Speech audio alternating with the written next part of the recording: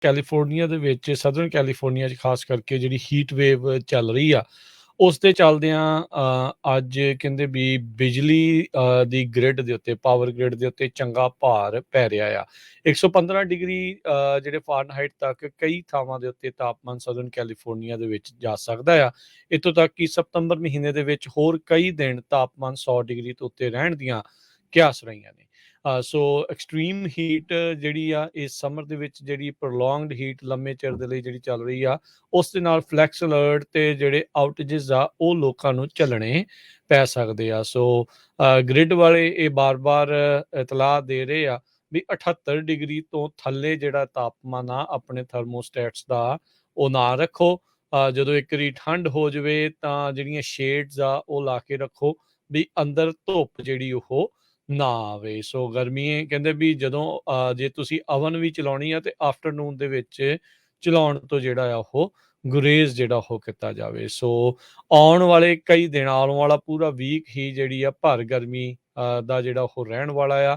National weather service ਨੇ already excessive heat warning ਉਹ issue ਕਰ ਦਿੱਤੀ ਹੈ। ਇਸ ਵਾਰ ਨਦਰਨ ਕੈਲੀਫੋਰਨੀਆ ਦੇ ਰੈਜ਼ੀਡੈਂਟਸ ਦੇ ਲਈ ਵੀ ਐਲਾਨੀ ਗਈ ਆ। ਸੋ ਲੇਬਰ ਡੇ ਵੀਕਐਂਡ ਦੇ ਉੱਤੇ ਕਾਫੀ ਵੱਧ ਤਾਪਮਾਨ ਜਿਹੜਾ ਆ ਉਹ ਰਹਿਣ ਵਾਲਾ ਆ।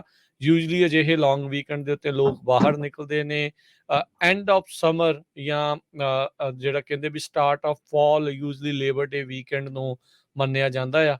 ਪਰ ਇਸ ਵਾਰ ਜਿਹੜੀ ਸਮਰ ਆ ਉਹ ਕਾਫੀ ਲੰਬੀ ਜਿਹੜੀ ਉਹ ਵੱਧਦੀ ਜਾ ਰਹੀ ਹੈਗੀ ਆ। ਹੁਣ ਤੋਂ ਕੁਝ ਘੰਟੇ ਪਹਿਲਾਂ ਸਦਰਨ ਕੈਲੀਫੋਰਨੀਆ ਦੇ ਵਿੱਚ ਹਾਈਵੇ 5 ਦੇ ਉੱਤੇ ਜੋ ਅੱਗ ਲੱਗੀ ਹੈਗੀ ਆ, ਉਹਦੇ ਨਾਲ I-5 ਕੈਸਟਿਕ ਦੇ ਲਾਗੇ ਦੋਨਾਂ ਡਾਇਰੈਕਸ਼ਨ ਦੇ ਵਿੱਚ ਸ਼ਟ ਡਾਊਨ ਕਰਨਾ ਪਿਆ।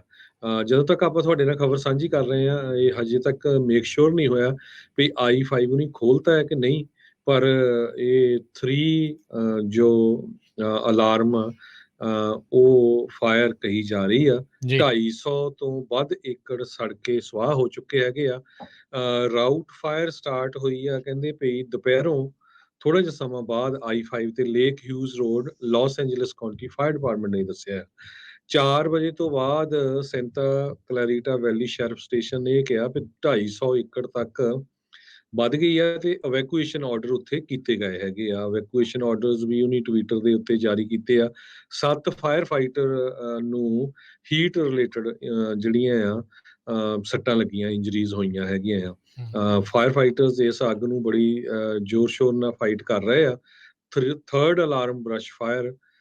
ਸੋ ਜੇ ਕਿਸੇ ਨੂੰ ਅਪਡੇਟ ਹੋਈ ਜ਼ਰੂਰ ਤੁਸੀਂ ਪੰਜਾਬੀ ਰੇਡੀਓ USA ਦੇ ਸਟੂਡੀਓ 408 272 5200 ਤੇ ਕਾਲ ਕਰਕੇ ਦੱਸ ਦਿਓ ਤੇ ਆਪਾਂ ਅਪਡੇਟ ਕਰ ਦਾਂਗੇ, ਚਾਹੇ ਇਸੇ ਪ੍ਰੋਗਰਾਮ ਜਾਂ ਅਗਲੇ ਪ੍ਰੋਗਰਾਮ ਦੇ ਵਿੱਚ।